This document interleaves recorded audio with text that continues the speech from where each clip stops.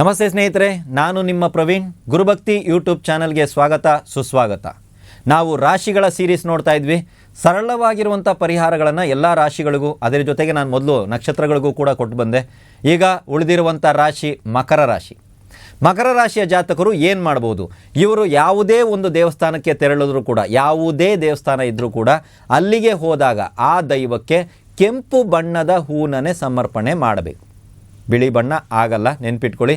ಕೆಂಪು ಬಣ್ಣದ ಹೂನನೆ ಇವರು ಸಮರ್ಪಣೆ ಇತ್ಯಾದಿಗಳನ್ನ ಮಾಡಬೇಕು.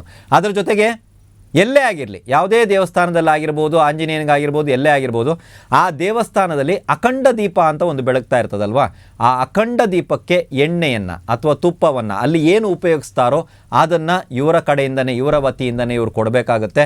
ಅಥವಾ ಅದಕ್ಕೆ ಬೇಕಾಗಿರುವಂಥ ಹಣ ಇಂತಿಷ್ಟು ಅಂತ ನೀವು ಕೊಡ್ಬೋದು.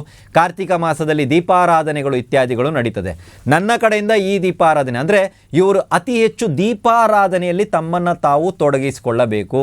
ಇವರೇ ಮಾಡಲಿ ಅಥವಾ ಇದನ್ನು ಮಾಡಿಸಿ ಅಂತ ಯಾರಿಗಾದರೂ ಹಣವನ್ನಾದರೂ ನೀಡಬೇಕು. ಒಟ್ಟಿನಲ್ಲಿ ದೀಪಾರಾಧನೆ ಎಷ್ಟು ಮಾಡ್ತಿರೋ, ಯಾವುದೇ ದೇವಸ್ಥಾನದಲ್ಲಿ ದೇವರಿಗೆ ಕೆಂಪು ಬಣ್ಣದ ಹೂಗಳನ್ನು ಎಷ್ಟು ಅರ್ಪಿಸ್ತಿರೋ, ನಿಮ್ಮ ಜೀವನದಲ್ಲಿ ಏಳಿಗೆ ಆಗಲು ಪ್ರಾರಂಭ ಆಗುತ್ತೆ. ಒಳ್ಳೆಯದಾಗಲಿ.